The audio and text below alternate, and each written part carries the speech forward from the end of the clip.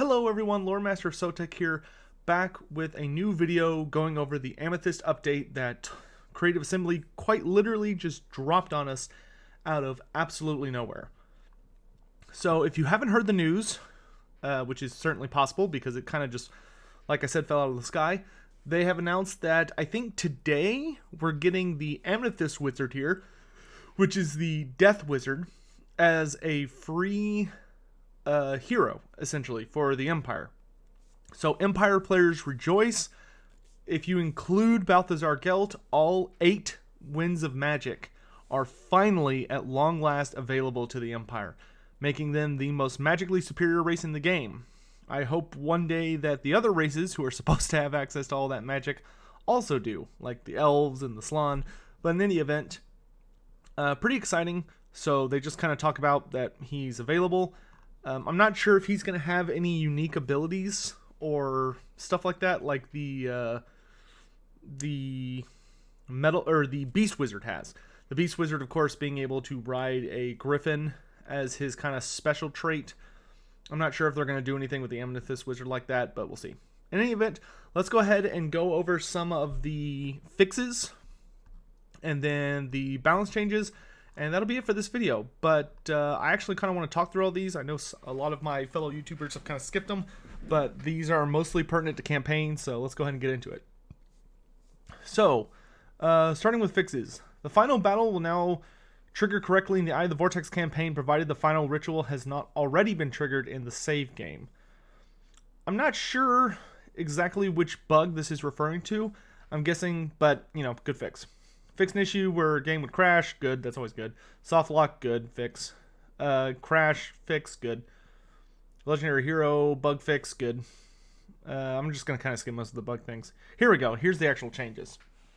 So, reduce the chance of gaining warp fuel from agent actions to 50%. I'm not sure what the percent was at, I think it may have been at like 75, but it was pretty high. Whenever you perform I know in my Ikit Claw campaign, I pretty reliably got warp fuel performing actions with like the Warlock Engineer, especially whenever I was stealing technology or using steel tech or wounding heroes and stuff like that. So I'm glad to see they're reducing it down. And then here we see that all of the Forbidden Workshop upgrades and all of the warp fuel costs for the Doom Rockets have also gone up. I think that's really, really good. Because quite frankly, the Ikit Claw campaign was grossly overpowered. Like, you could get so many upgrades for basically just really, really quickly. Because you could get a warp fuel for fighting battles, pretty much guaranteed. You get warp fuel for agent actions, pretty much guaranteed. And you could farm it so freaking fast that it was not difficult to just kind of blitz your way through the workshop for whatever it is you were focusing on.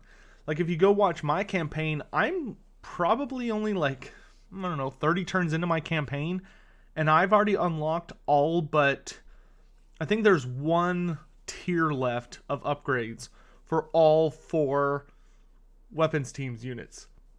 Like, I just blew through that. So I'm glad that they're making it more expensive and also a little more difficult to get. That, I think, is going to make the campaign more fair. Especially if you're doing like versus campaigns. Right now, if you're fighting someone who brings Ikit Claw, like, I don't really think there's anything you can do. So he kind of needs these nerfs. Remove the Winds of Magic cost reduction for Warp Lightning. That's really, really good. And remove the cooldown reduction for Warp Lightning from the Warp Lightning battery. That's really good. Because if you took these two together, the Warp Spark plugs and the Warp Lightning battery, you could essentially spam cast Warp Lightning for free with virtually no cooldown. Like, you could just rapid fire Warp Lightning endlessly. And you could stack that on Ikit Claw with some of his upgrades. Which he has an ability called, I forget what it is, but it's in one of his yellow skill trees. He has an ability that makes it whenever he casts magic, he starts like regenerating health. So you could essentially, unless he hit his healing cap, you could basically make an immortal Ikit Claw, which was kind of ridiculous. Endless Drum has a longer cooldown. That's really good. Right now, I don't think it's possible to run out of ammunition with Rattling guns. This might actually make it possible, or at least will make it more likely that they will have moments of no effectiveness when they're like near the end. Increased maximum range for Jezzails. Great. Fixed some other little bug things, which is always really good. This little set I really like. So, Ikit Claw now has unlimited power instead of Arcane Conduit. That's really big. I was running a bug fix mod to do that. And then they replaced Foe Seeker with Master of Skies on Tic-Tac-Toe.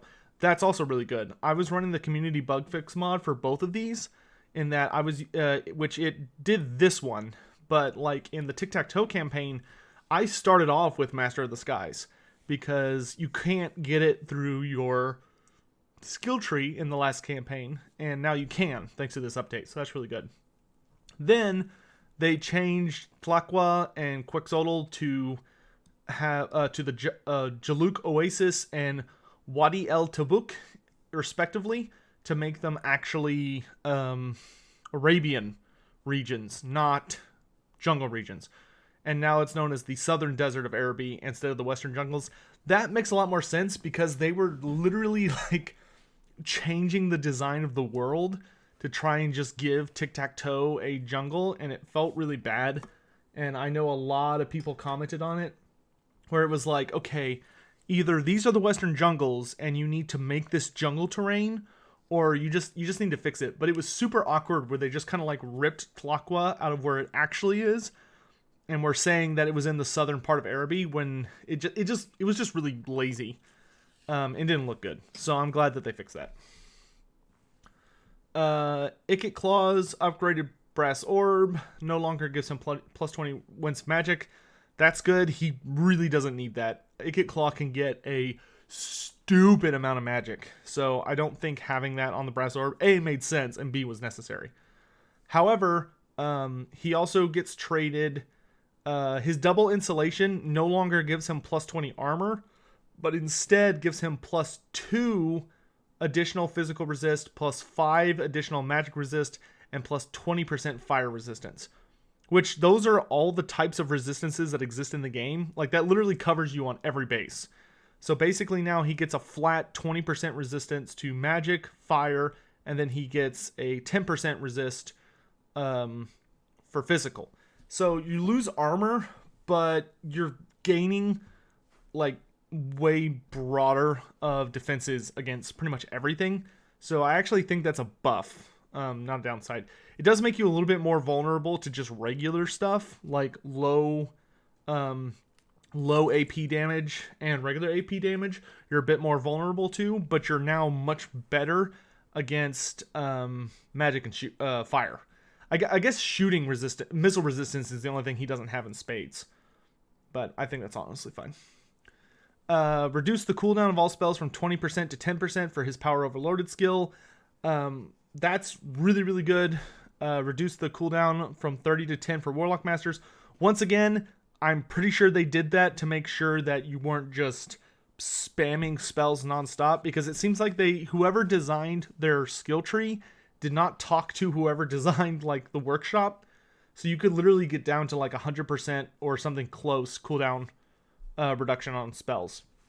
So I think this was pretty necessary and was a really good change. Obviously it makes the characters a little less powerful, but it makes them more realistic and more challenging to play, which I think is important. Removed Warpstone tokens from Ikit Claw and Warlock Master. I think that's great. Warpstone tokens should only be on Grey Seers, because Grey Seers are the only people who do that. I think they still have it on the Plague Monk or Plague Priest, which I think they need to change. But I'm glad that it's at least not on the Scryer guys anymore, because they don't eat Warpstone like that. Grey Seers are the only unit in Warhammer Fantasy that would do something like that.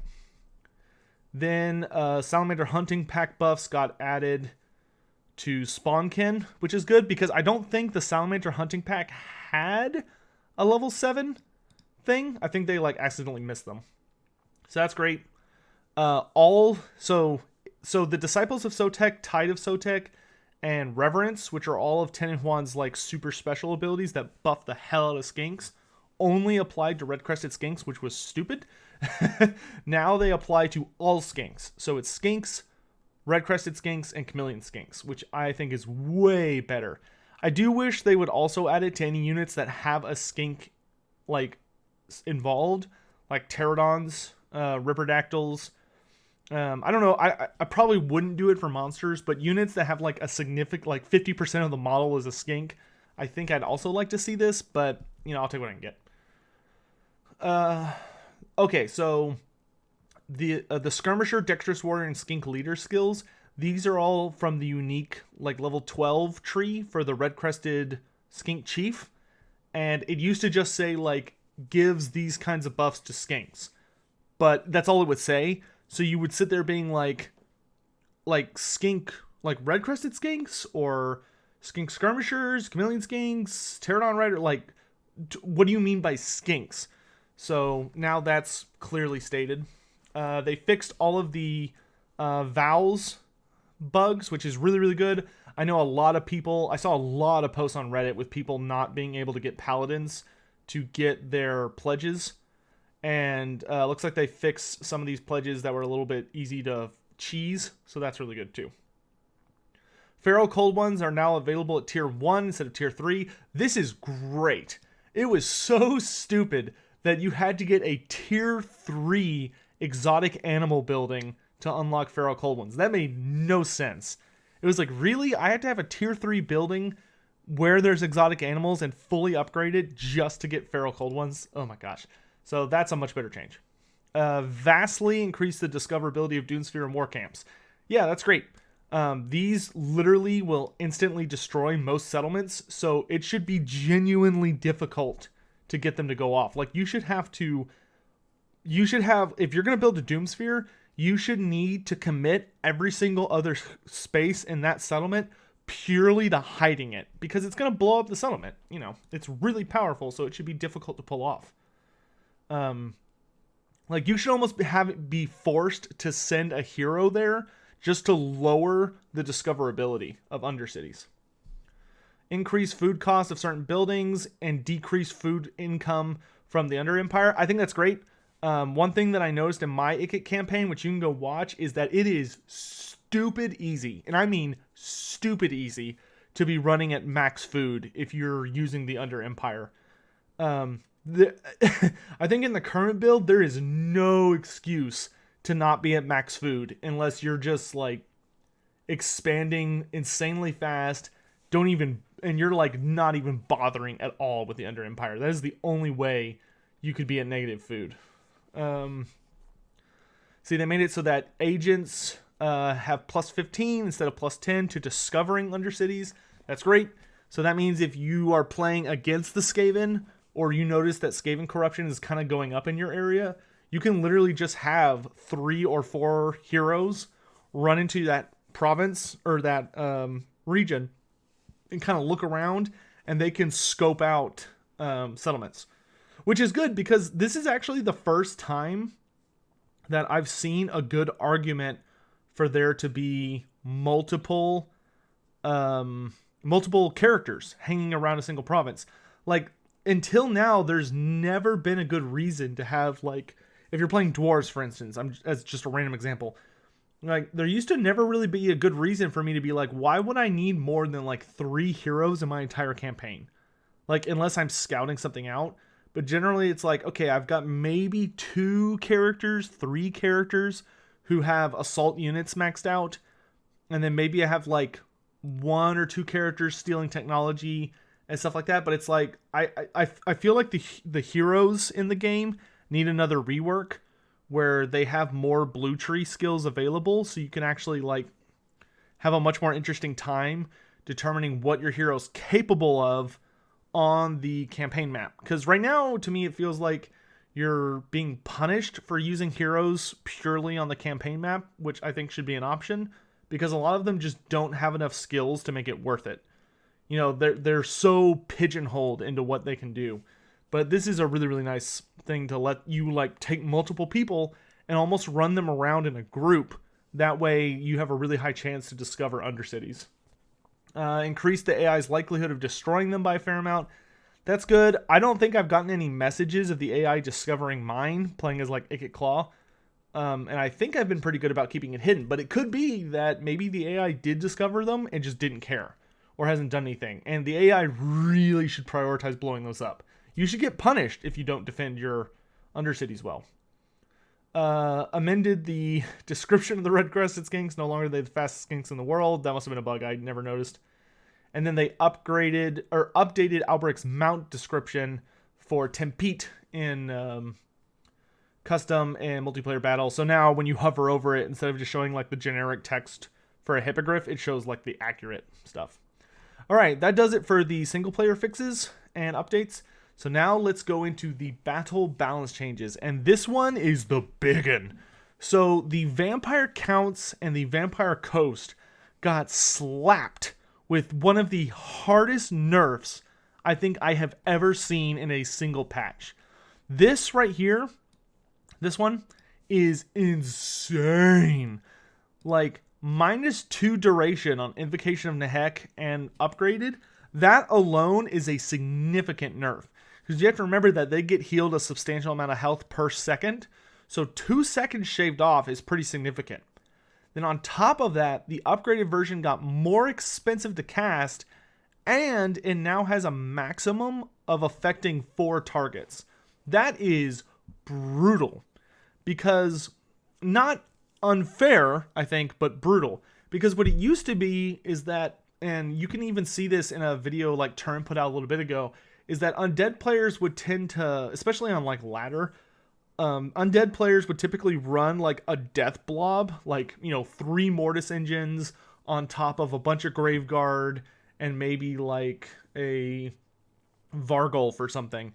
And they would all just bunch together so they could just hit their entire army with Invocation of Nehek. And it was super cheesy and everybody hated it, rightfully in my opinion. So the fact that you have a maximum of 4 targets is actually fascinating, and especially for the Vampire Coast, I think even more dramatically.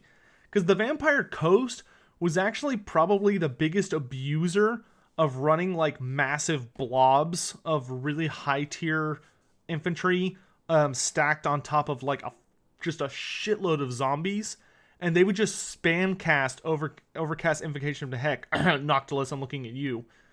And with this change, they can't do that anymore. Like, they can't afford to have Noctilus on top of his, just as an example. Like, if Noctilus is standing on top of his Necrofex Colossus, and he's got a cannon behind him he needs to heal, and there's like, he's got like a unit of crabs and some other shit. Like, if he's got a bunch of stuff all at once, he can't afford to heal his entire army with one cast. Not to mention it doesn't heal as much anymore, and it costs more to do.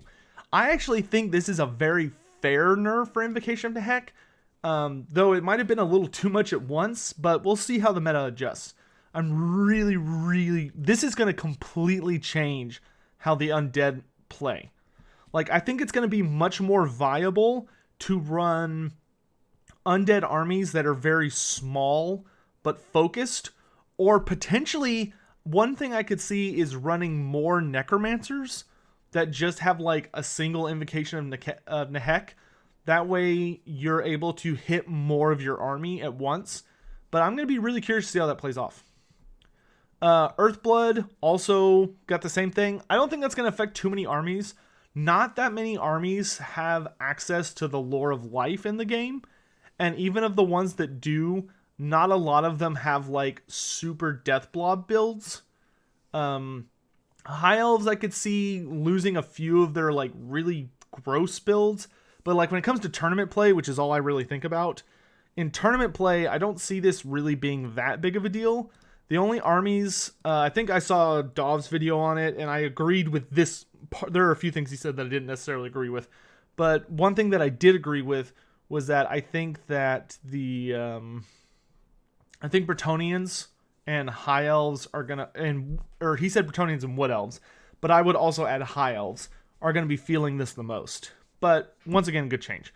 I think healing blobs is probably, heal blobs based on spells, just because spells do a lot of healing in a short amount of time, are, in my opinion, kind of cancerous. And I think it should be difficult to pull it off. I don't mind if someone builds a build around creatures or machines, like a corpse cart or a rev crystal, you know, like individual targets that can pump out a lot of healing, I don't have as big of a deal with that because it's easy to focus them down and they tend to cost a lot of money because that's an express purpose. Wizards that are just like hurling out Earthbloods at long range tends to be quite long range, so they can do it from very far away, and B, it tends to hit a lot of stuff at once, whereas most of the other things that have healing tend to only either heal stuff that's really, really close or only heal single targets. So I'm pretty in favor of these changes, but we'll see how they play out. Guardian is at a flat 15% now. That's fine. I don't know what it was at before. I think in Dov's video he said it was like 12 or something. I thought it was at 20, but maybe not. So if it's a buff, great. That just makes Guardian more interesting and something you kind of want to think about more. And if not, and if it's a debuff, you know, whatever, I think it's fine either way. But having it at a flat 15 is fine. Wraith Storm got a slight tweak in accuracy. Personally, I hope that means it's less accurate, because Wraith Storm right now is like stupidly accurate and can like hit, even if you're running away from it on like with a cav or a chariot, a horse or a chariot, it can still hit you pretty reliably. So I hope that means it's less accurate now. Brass Orb has a windup of 3 seconds. That's great. Brass Orb, I did not mind it having an instant cast so long as it like doesn't do damage. But A, it does do damage, and B, it actually lasts for a long time, and C, it just sits there and just slows your guys down or tosses them around, which is kind of bullshit that it lasted for 3 seconds. Like, there's no way to react to it. It just happens.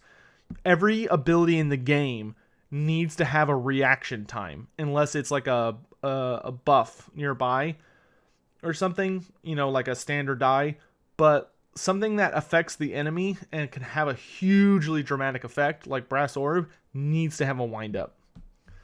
Cygor, huge health buff at plus 800 and then plus 50 damage. That's a significant damage buff in melee. I think that's just to make the Cygor a more competitive monster, because he's kind of a joke right now. When he comes to melee, like even if he hits you, which he almost never does, it's not that great. So I think that's fine. Giants got more AP, less base damage. That's great. Just makes them better against, like, I think that's just to make it so that if they get charged by super heavy cav, or they're fighting against something really, really heavily armored that's like a halberd unit or something, they can still like do damage. Ungor Spearmen that are not shielded got +4 leadership but -4 charge bonus. That's fine. That makes them a little less dangerous if they like get a surround or a counter charge, but it makes them more likely to not like insta break, which is good because they're supposed to be an offensive unit if they don't have shields, not defensive. All Cold One Knights, Dread Knights, Chariots, and Cold One Riders got -1 melee attack, -1 melee defense. That's just to counteract the changes to Feral Instincts, so I think that's fine. Lord Croc got +100 cost and -10% damage on all forms of Deliverance of Itza. I think that's pretty fair. I don't think Lord Croc is super OP, but he's definitely something that if you show up with like a build, if you don't have him in mind when you're making your build to fight against the Lizardmen, he can destroy you. So I think it's fair for him to be a little bit more expensive. And his damage numbers are probably fine at -10%. I'm still maybe a little bit leery of like the smallest version. I wonder if it might still do a little bit too much damage to unarmored targets, but we'll see. The Ancient Salamander. I guess CA was listening to the louder parts of the community that really hate this guy because he's bigger. He no longer slows people. He has much shorter range, less explosion damage, which is like the damage to people around it, and a ridiculous health penalty. I'm not sure how they pulled this number out of their butt, but I feel like that's probably way too much health off. +2 ammo, I guess, so he's a little bit better at like expending his full ammo. but this really feels like it's designed to make him insanely more vulnerable to enemy shooting. So essentially, he has shorter range, so he has to get closer. He's bigger, so he's easier to hit, and his health was like cut in a third, so or cut by a third. So I feel like this might be overkill, but I guess we'll wait and see. I didn't think the Ancient Salamander was the most OP thing in the universe by any means. Like, he's annoying, but I don't know. This feels like a little bit much to me, but we'll see what happens. Thunderous one plus 100 cost, and it takes them 5 seconds longer to recharge. I think that's totally fair. Thunderous one was like hilariously overpowered. Red Crested Skink Chief, Ancient Stegodon costs 50 more. I think that's fair. I know a lot of people have been talking about the if you put him on an Ancient Stegodon in multiplayer, he has an ability called like Fearless Warrior or something like that that lets him get a hilarious amount of melee attack and melee defense, and it makes him absolutely ridiculous. And a lot of people want it to not be like equipable when he's on a Stegodon, which should be possible.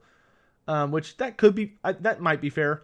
I think the Stegodon's not the fastest mount in the game, so I think it is certainly doable that if you see a Chameleon Skink character or a Skink Chief character pop that ability, it is possible to just run away or use magic to counter it, but, plus 50 cost is certainly fair. Plus 50 further cost for some of the regiments of renown that have proven to be very, very popular and very, very strong. Pahawk Sentinels, of course, are insanely good value, so that's a little bit more fair. Star Chamber Guardian, same thing.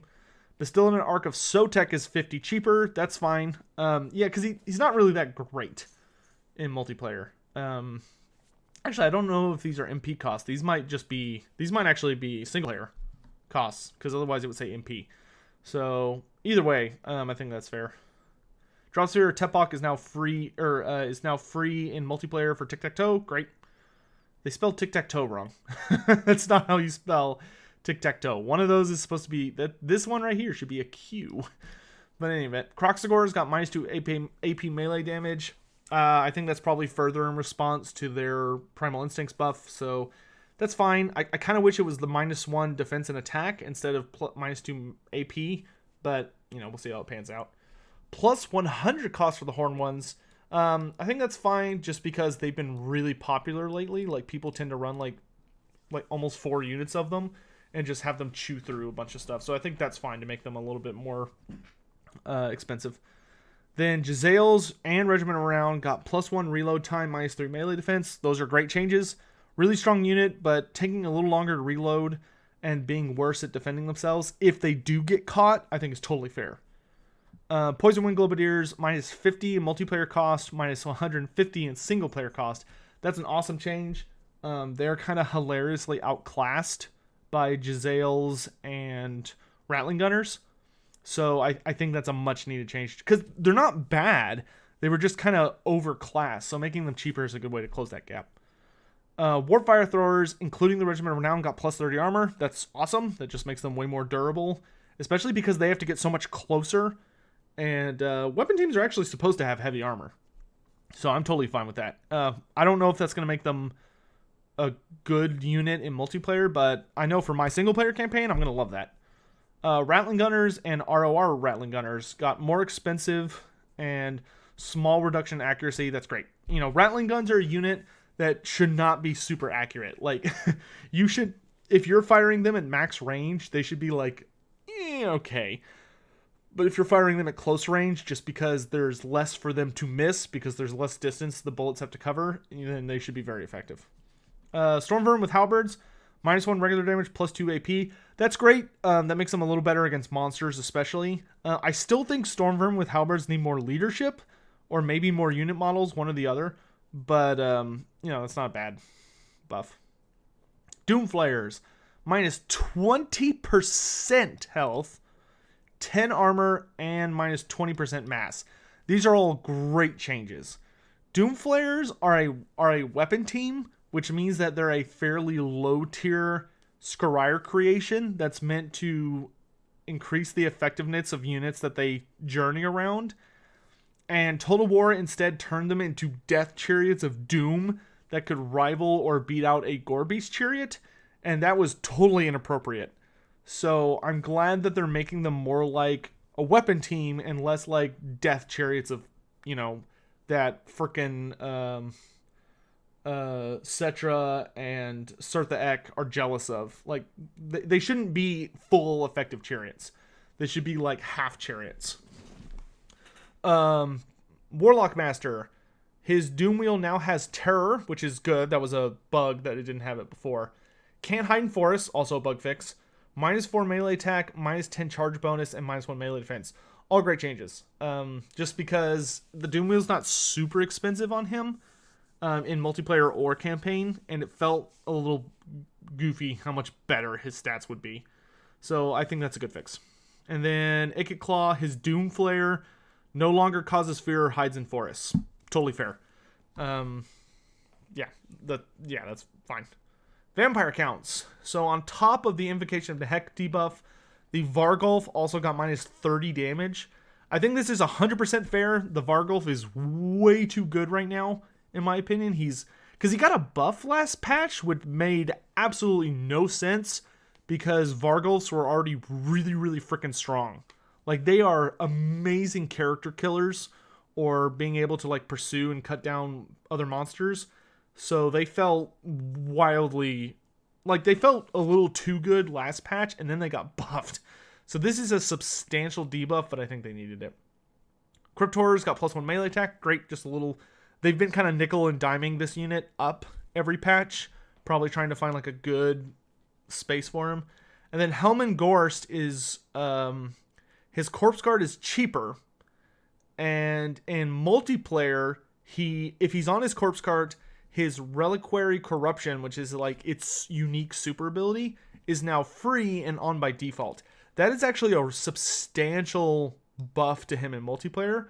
That makes, because this ability, the Reliquary Corruption, it heals all friendly nearby units and it damages all nearby enemy units.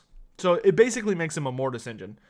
And one of the things that actually, I think he, maybe on his Corpse Guard, he heals everybody. I think he heals everybody naturally, because his Corpse Guard, I think, has the ability of all the other Corpse Guards, if I remember right. But the Corruption would make him like a Mortis engine that when he gets into combat, he starts damaging everyone around him. I kind of wish they would make the Reliquary Corruption so it would work at a distance. So like it was like the Mortis engines before they got nerfed to be combat only.